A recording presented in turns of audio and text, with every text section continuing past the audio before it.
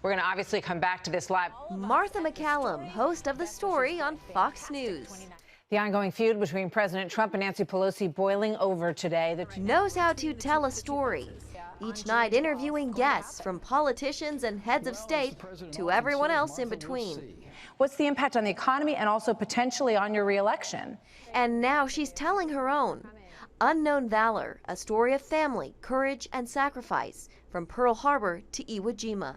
It's the story of these men right here who sacrificed everything at Iwo Jima, one of the bloodiest and most brutal battles of World War II. And for Martha, it's deeply personal. Who is Private Harry Gray? He was my mother's first cousin. His sister is still alive, Nancy Gray, and she's my Aunt Nancy, so, you know, he would have been my Uncle Harry. At 18, Harry left home and enlisted in the Marines. Obviously, his family was concerned. He was very young. His mom wanted him to finish high school, and so he did that for her. But as soon as he graduated, he was off to Parris Island in South Carolina for training, and then to the West Coast, and then on the USS Rochambeau across the ocean to Guam, and ultimately to Iwo Jima. Martha skillfully weaves his story and more than a handful of others who served on the island, together with the history of the war on the Pacific Front. She says her fascination with Harry started when she was young. What kind of stories did you hear about Harry, your Uncle Harry, when you were growing up?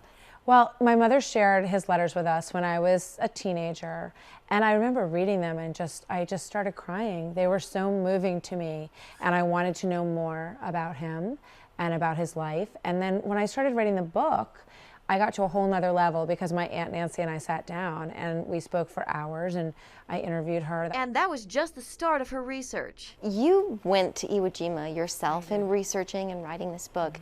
What was that like, actually being there? It was extraordinary, and I knew that I had to go there in order to tell the story accurately, to walk on the island. The island is small, it's only 8 miles square, and it was loaded with 60,000 US Marines and 20 to 30 to 40,000 Japanese soldiers who were mostly in the island. They had dug 11 miles of tunnels.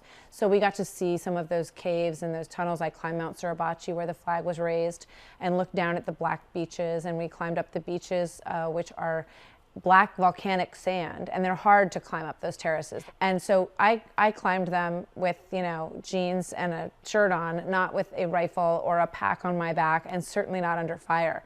And it was difficult just under those circumstances. So it gave me a real sense of, you know, just how hard it was to fight on that island. It was a brutal, brutal battle, and so many people lost their lives. Including Harry Gray, who died in a nighttime mortar attack.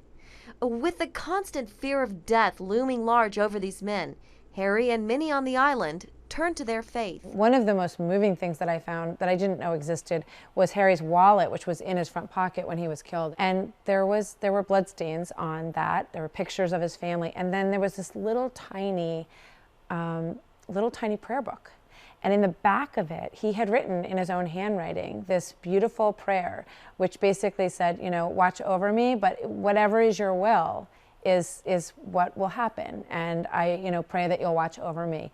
And just to think of this 18-year-old, you know, writing this beautifully written, painstakingly lettered prayer and making sure that it was with him in his pocket was really moving to me. And I thought it was fascinating that there were 19 Catholic priests who were on the island and that they were giving communion sometimes 4, sometimes 5 times a day.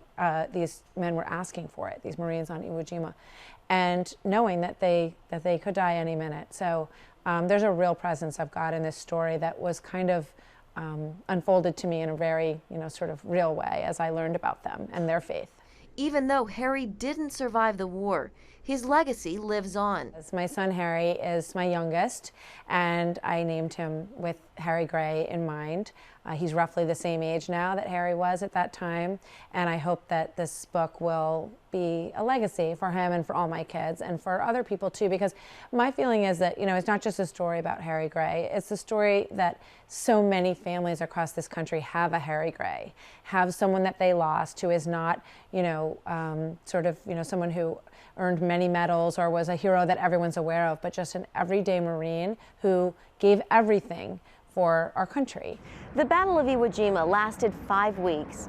In all, close to 7,000 men lost their lives. But because of those like Harry Gray who gave their all, the United States won the battle and ultimately the war. In Washington, Jenna Browder, CBN News.